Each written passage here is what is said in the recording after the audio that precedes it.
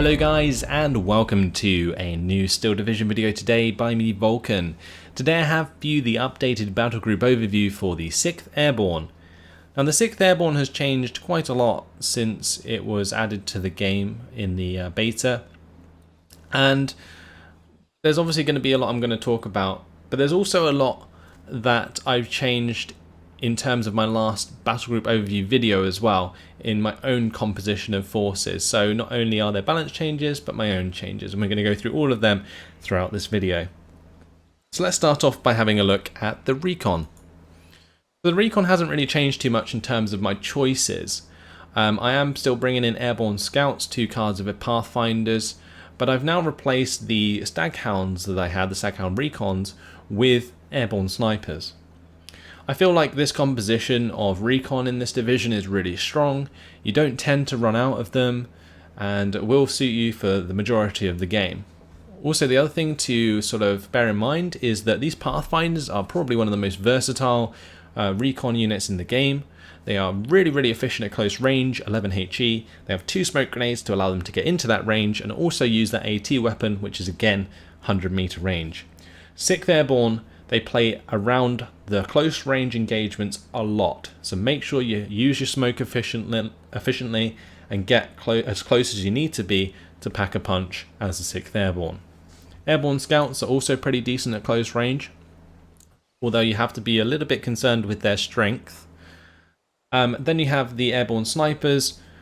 Standard sniper squad can kill enemy support units, enemy infantry squads pretty damn quickly if it just stays on target for a strong period of time, and 3-star never gonna miss, so that's good as well. Now there have been some balance changes to the units in the Recon tab. They actually reduced the cost of these carrier recce's, still not worth it in my opinion to bring in. They also increased the availability of the recce in the Humber Mark 3s here in Phase B, and they increased the recce's in Jeeps up to 5 in Phase B.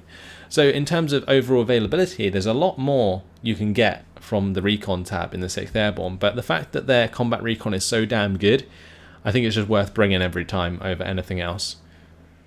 Let's move on to the Infantry tab.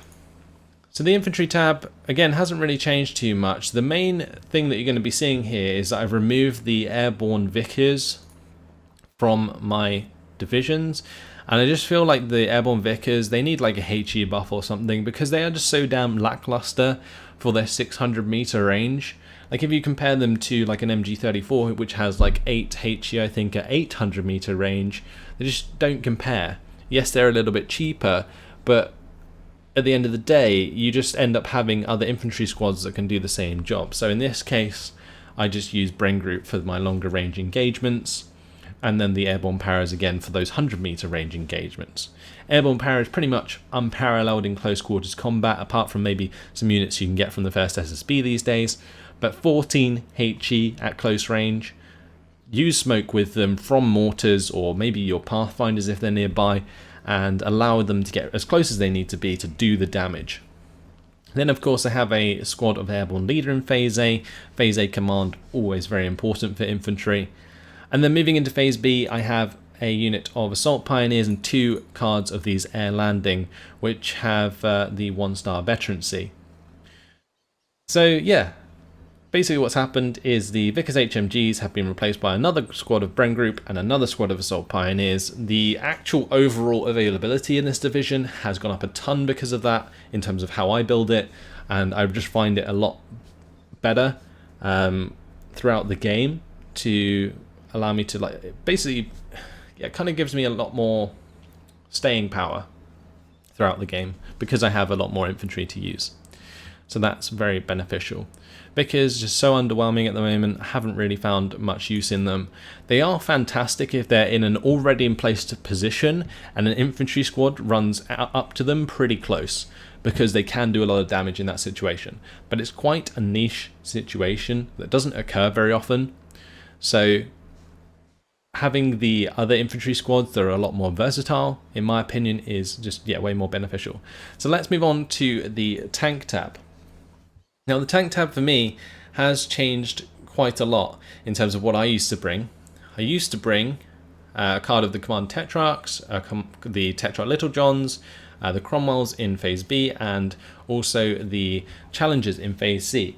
But basically what I've ended up doing recently is focusing more on my command ability. So I actually ended up replacing what was a card of Challengers with a card of these Command Cromwells, because command in Phase C is actually quite hard to come by, and command in this division in general is quite hard to come by.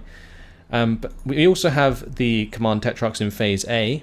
They assist with the command in Phase A with the command infantry that you have. So you have like 5 units of command in Phase A to use, which is should be more than enough. I must have the Cromwells in Phase B. I think that's a must, just because they allow you to punch through quite nicely, and yeah, just in general allow you to solidify your position in Phase B quite nicely. They don't have any veterancy, but they are quite fast, and they have the AP value to punch through, you know, medium armor and any half tracks that you're having trouble with and stuff. Like, one thing that the 6th Airborne can really struggle with is like armor spam. So just stuff like half tracks and light armored vehicles. You can really have trouble with that because your airborne units in Phase A have to be at 100 meter range to be able to use their AT weapons. So yeah, it can be quite an issue. And then if they're overrunning you in Phase B, the Cromwell can come in and sort that out quite easily. And then in Phase C, yeah, the Command Cromwell's there for the command more than anything, as well as it having 1-star veterancy, which allows it to sort of kill off units here and there. Yes, challenges are nice. I feel like they're just generally very weak for Phase C these days.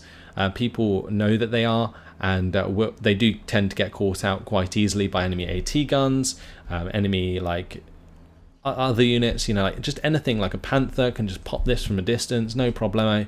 And the challenge is unlikely to return the favour because it's got no veterancy. It does have quite a lot of accuracy on the main gun, 6, but yeah, no veterancy means that it just doesn't do very well in those longer range engagements, which is the only time that I would really use it.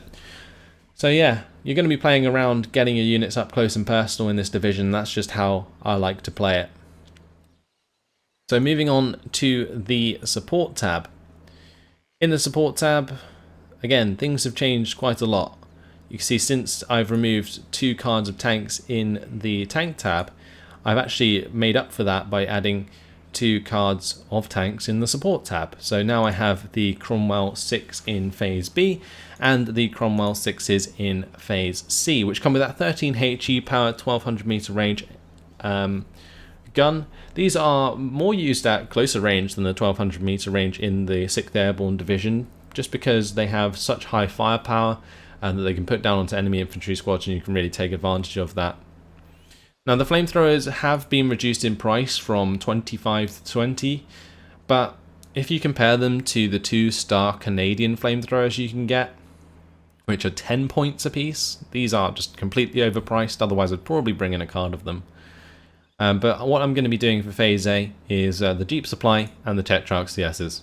Tetrarch CSs are necessary for close combat sort of infantry support early on. You could possibly bring in the Jeep Vickers to do the same role, but I found that these guys just get killed so easily by light arms fire. It's not really worth it, whereas at least the Tetrarch has a little bit of front armor. You just got to completely avoid those AT guns early on, because you're not going to be able to have your Tetrarch take them out quick enough before they just like get that one shot off and kill you. Then I've got Dingoes with command in Phase C. I think that's actually supposed to be Phase B, so that I've got some command in Phase B.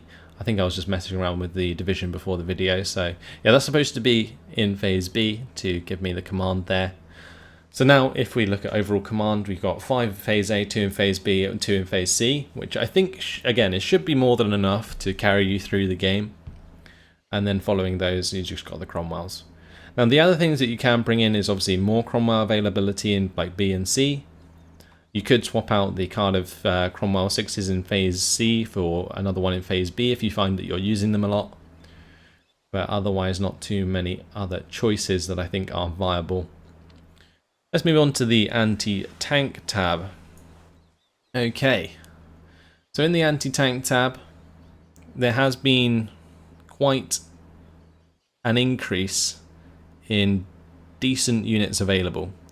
So they added two 2-star 6-pounders, and they are exceptional at the start of the game, accompanied with the Pack 40 that you have available. That's 3 AT guns that are just going to do so much damage. The 6-pounders pretty much always hit their target, especially if you don't have a command nearby. 5 accuracy plus the 3-star veterancy does the job. And then the Pack 40, I mean, how many times have I shown a Pack 40 do the job? Really, really, really good unit. Especially like on the side of like the 716th and 352nd on the German side of things. I've shown these guys get page-long kill lists every time, and it's exactly the same for the 6th Airborne. Allows you to engage those units at a little bit longer range. If you're struggling with tanks, these will do the job. Now the other thing here to consider is like the 8 accuracy 2-star Piat squads, which are not actually too bad for 15 points. But I just don't find that I have a slot left over to bring them in. If I had one more slot in the anti-tank tab, I probably would bring them, but I don't. So 6-pounders in Phase B it is. Then I've got 2 of the 17-pounder cards in Phase C, because I think you need as many 17-pounders as you can get on this division, because when it gets to the later phases, you're really going to be struggling against that heavier armor, especially if you end up playing in like an open area or like end up supporting other players across the map. And having as many 17-pounders as possible really helps you out. They generally pay themselves off in 1 kill. So there you go. That's my choices there. You can bring in the 17-pounder in Phase B. I used to have that instead of the 17-pounder in Phase C. But I just found that it was a bit overkill when you have all of these units, and you're generally playing quite close range anyway. So if anything's getting too close, you're killing it. Now let's move on to the anti-air tab. Now this has been changed slightly.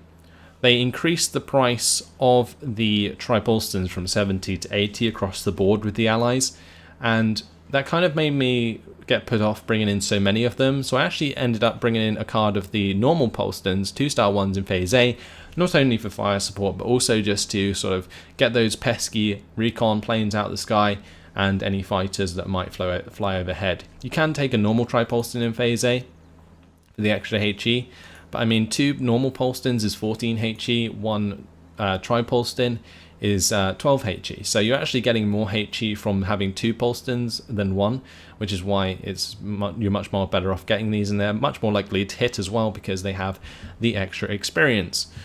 Bringing in any of the other units I think is a complete waste of time. Tripolstons should be enough to do the job for you in this division. You're not going to have too much trouble controlling the skies anyway, because you do have mosquitoes later on. So not much really changed there. Artillery tab.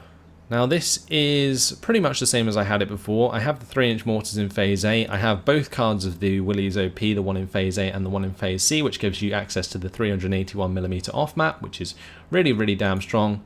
But I've since added a card of the M1 howitzers in Phase B with the 2-star veterancy to assist me with making those extra pushes into the later game. They provide you with that extra smoke support. They are 2,000 meter range, which makes them harder to counter battery, and generally these guys will help you out quite a lot, keep them at max range, and they won't be dying anytime soon. Now you can get M1 howitzers in Phase A, which would be a nice replacement for the 3-inch mortars, but I feel like the 3-inch mortars, just with that extra little bit of HE and that extra little bit of mobility, makes them perfect for Phase A. Then you can just back them up with the extra M1 howitzers in Phase B.